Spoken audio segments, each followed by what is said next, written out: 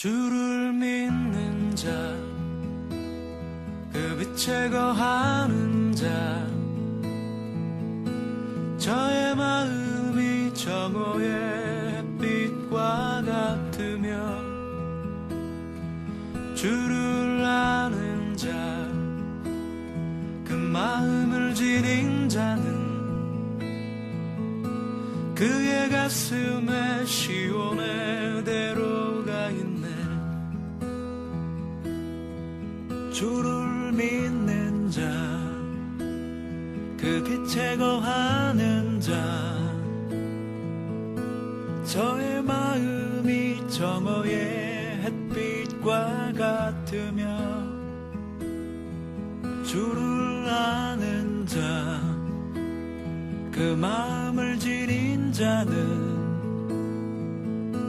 그의 가슴에 시온의 대로가 있네. 부르시는 그 음성을 따라 비추시는 그 빛을 따라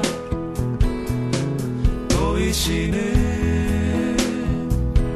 그 손끝을 따라 그가 살리라, 그가 살리라.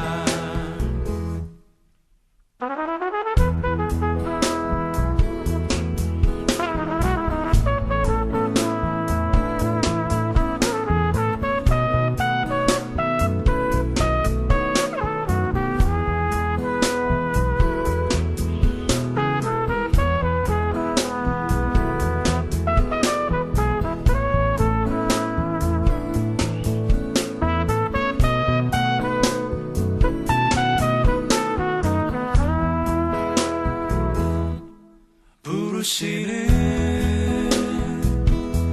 그 음성을 따라 비추시는 그 빛을 따라 보이시는 그 손끝을 따라 그가 살리라, 그가 살리라. 부르시는 그 음성을 따라 비추시는 그 빛을 따라 보이시는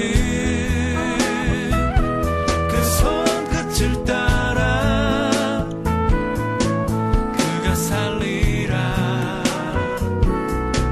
그가 살리라. 주를 믿는 자, 그 빛에 거하는 자, 저의 마음이 정오의 햇빛과 같으며, 주를 아는 자, 그 마음을 지닌 자는 그의 가슴에 시온의 대로가 있네. 그의 가슴에 시온의 대로가 있네.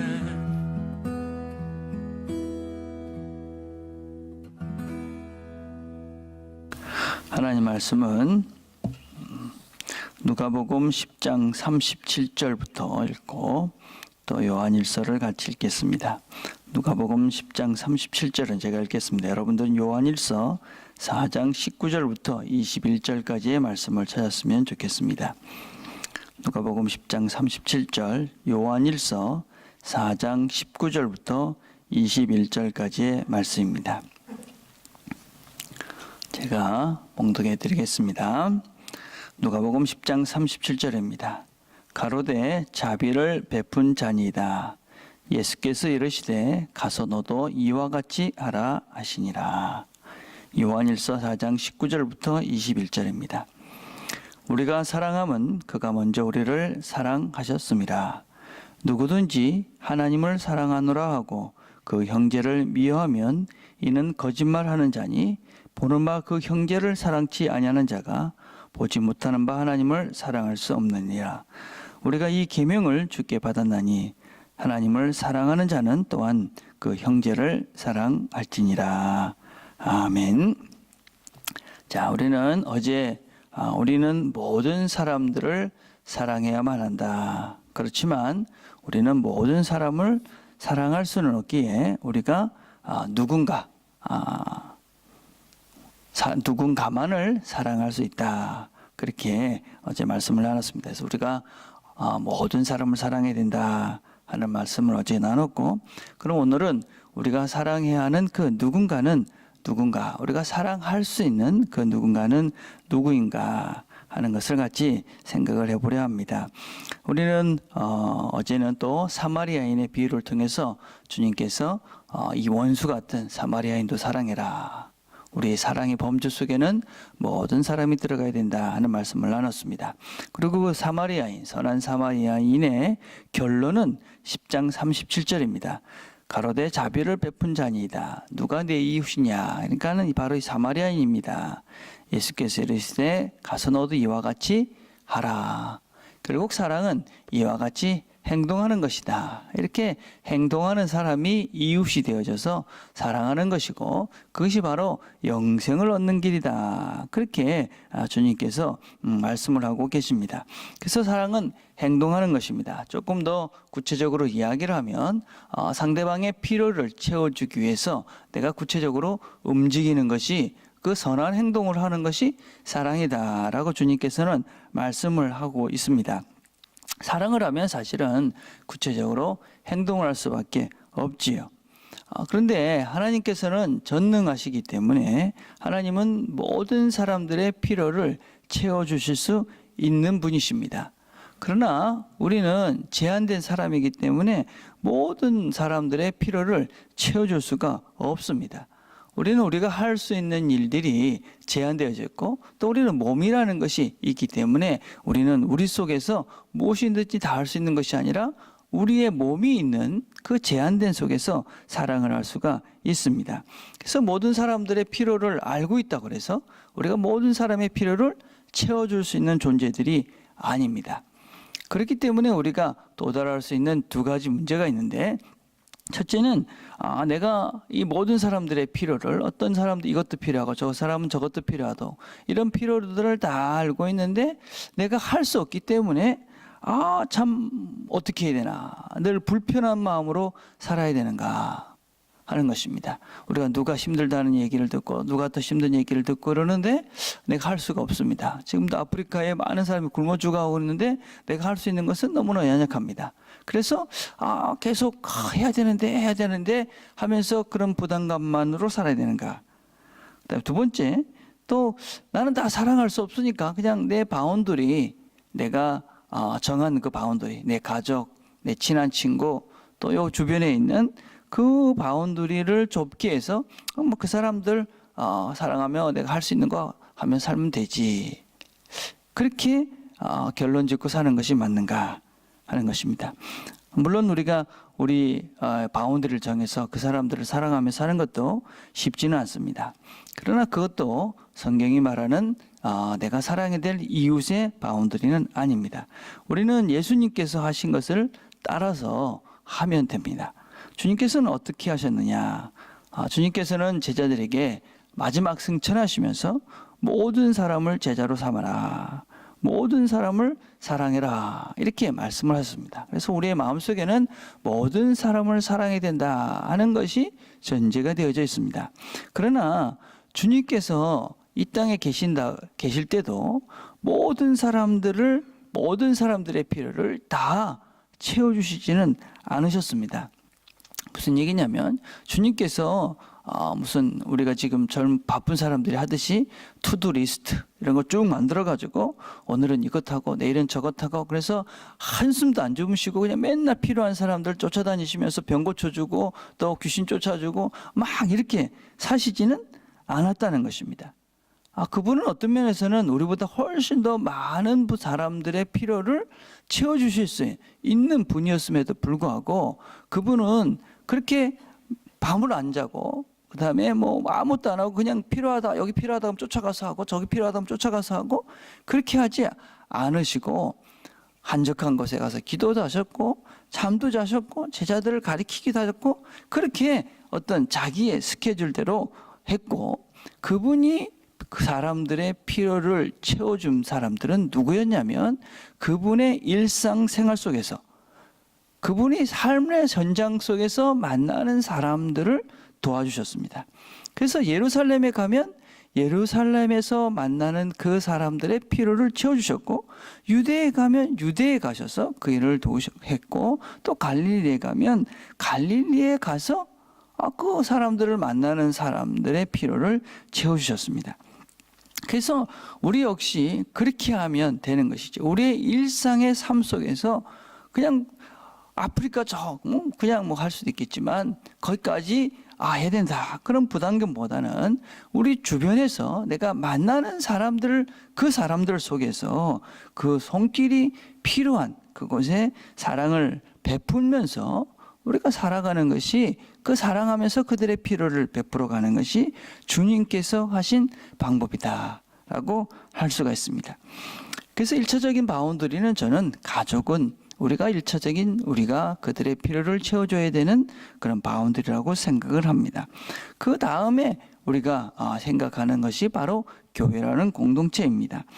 우리 오늘 읽었던 이 요한일서는 여기서 말하는 그 형제라는 개념은 그 교회 공동체를 이야기를 합니다. 이 세상에서 이 혈육이 아닌 정말 이런 그 피로 맺어진 혈연 관계가 아닌데 형제다, 자매다 이런 표현을 쓰고 있는 공동체는 교회 공동체밖에 없습니다. 물론 지금은 다른 데도 쓰지만 그런 표현을 제일 먼저 사용한 사람이 바로 바울이라는 분입니다. 바울은 우리에게 우리 모두가 그리스도 안에 있으면 한 형제다라는 표현을 쓰셔서 우리가 피붙지와 같은 존재다 그렇게 이야기를 하고 있습니다. 그 당시에 이 요한이 말했던 그 형제들은 아주 소수 공동체였습니다. 그래서 그 소수 공동체 함께했던 그 공동체들이 정말 말로만 형제가 아니라 정말 형제처럼 사랑하면서 지냈습니다. 그 사랑하면서 지냈던 그 공동체가 결국 사랑의 공동체가 돼서 결국 그 로마를 바꾼 것이다 할 수 있습니다. 그래서 우리가 우리 주변에 하나님께서 우리에게 허락하신 이 사랑의 공동체를 서로 사랑하면서 필요를 채워주는 것은 우리가 정한 또 다른 바운더리입니다. 사실은 교회라는 공동체는 참 독특한 것이지요. 여기는 사실은 우리가 아무런 그런 이익관계도 없고 아무런 어떤 특별한 어떤 관계들이 맺어질 수 있는 곳이 아닙니다. 그럼에도 불구하고 우리는 딱 하나의 이유로 하나가 되었죠. 바로 예수 그리스도를 믿는다. 우리가 하나님의 자녀가 됐다라는 그 하나 때문에 우리가 하나가 된 공동체입니다. 그래서 우리가 이 안에서 진정 사랑을 하고 나누게 되면 세상 사람들이 그래 저기에는 우리가 알지 못하는 그 무엇 이기심이 아닌 우리가 무슨 이익이 아닌 정말 그 안에 있는 뭔가 특별한 사랑이 있다 하는 것을 보게 되는 것이죠. 그래서 그 사랑으로 세상을 바꿔가는 것이지요. 자, 두 번째 우리가 어떻게 우리의 이웃을 찾을 수 있는가? 그것은 바로 우리의 목적지를 제대로 분별하면서 살면 됩니다.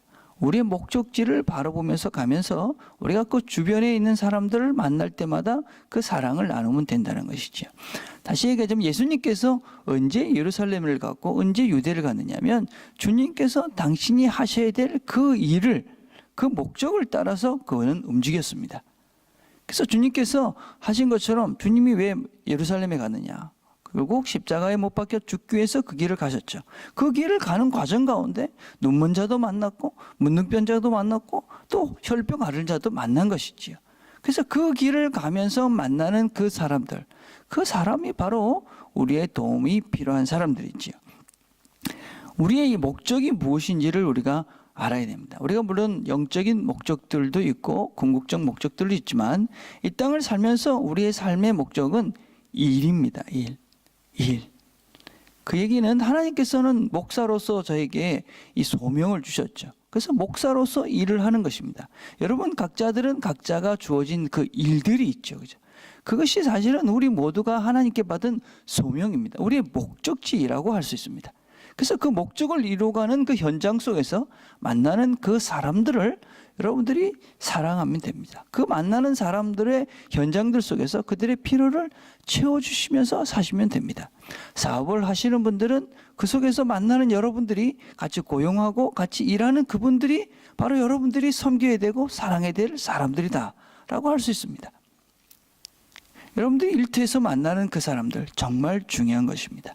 그래서 그렇게 일을 하면서 여러분들이 여러 사람들을 만날 때 그 사람들의 필요가 보인다면 그것을 채워주면서 그 사람들을 사랑하면서 사는 것이 바로 우리 그리스도인들이 일상 속에서 그렇게 사랑을 하면서 우리가 사랑해야 될 이웃이다 라고 할 수가 있는 것이지요.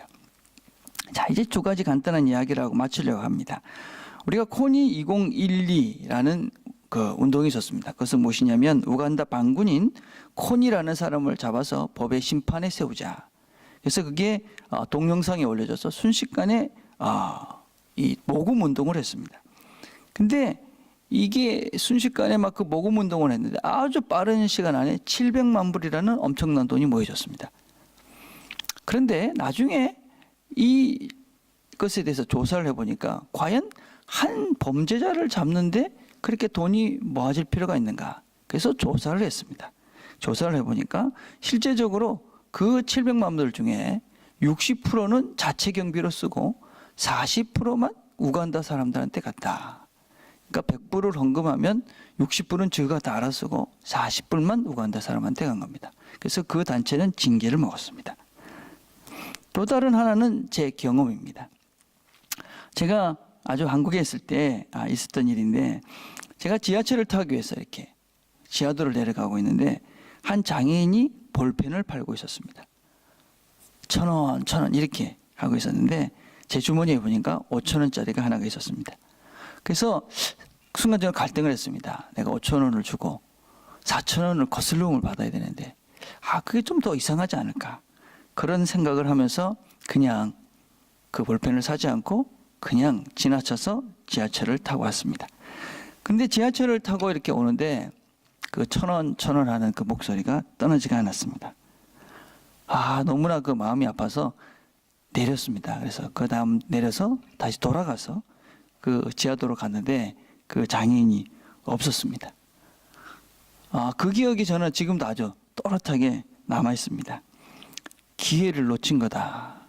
그때 제 마음속에 하나님께서 울려주신 메아리가 있었습니다. 너는 기회를 놓쳤다.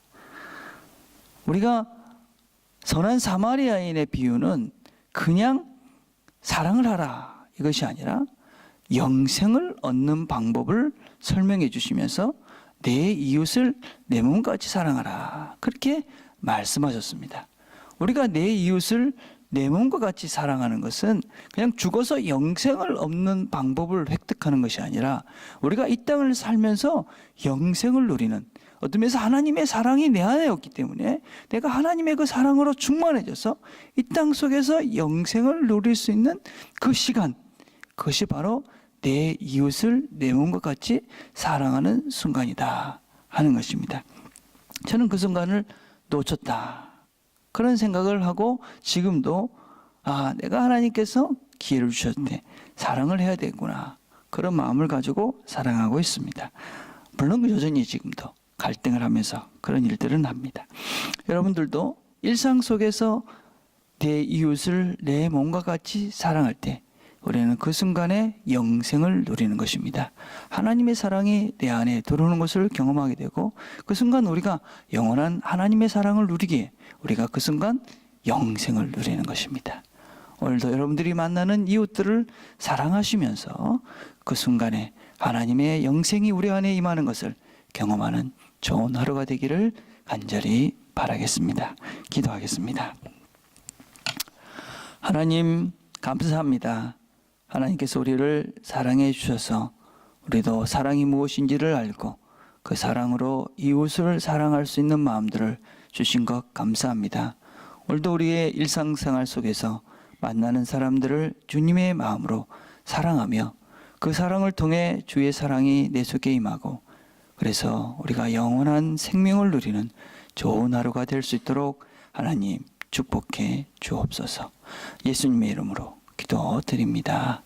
아멘. 오늘 우리가 기도하면서 그런 기도를 해봅시다. 하나님, 오늘 내가 일상의 삶 속에서 만나는 사람들 어떻게 사랑할까요? 어떤 필요가 내 주변에 필요한 사람이 있을까요? 그걸 생각하시면서 기도했으면 좋겠습니다. 우리 수요 예배가 있습니다. 우리 소요일 문답 강의가 있는데 함께 말씀 가운데 잘 배워가는 예배 시간이 될 수 있도록 기도해 주시기를 바랍니다. 매주 수요일은 우리가 여러분들이 알고 계시는 선교사님들을 생각하면서 기도하는 시간들을 가졌으면 좋겠습니다. 우리 주변에 선교사님들이 많이 계시고 여러분들이 후원하시는 분들도 계실 거라고 생각합니다. 우리가 기도로 동참하는 그런 시간들을 가지시고 특별히 이 사랑의 교회가 앞으로 이 선교를 잘 해갈 수 있도록 하나님의 이 복음 전파의 이 사랑의 빚진 자의 자세로 잘 선교해 갈 수 있도록 이 선교를 위해서도 기도해 주시기를 바랍니다. 개인적으로 기도하는 시간들을 갖겠습니다. 하나님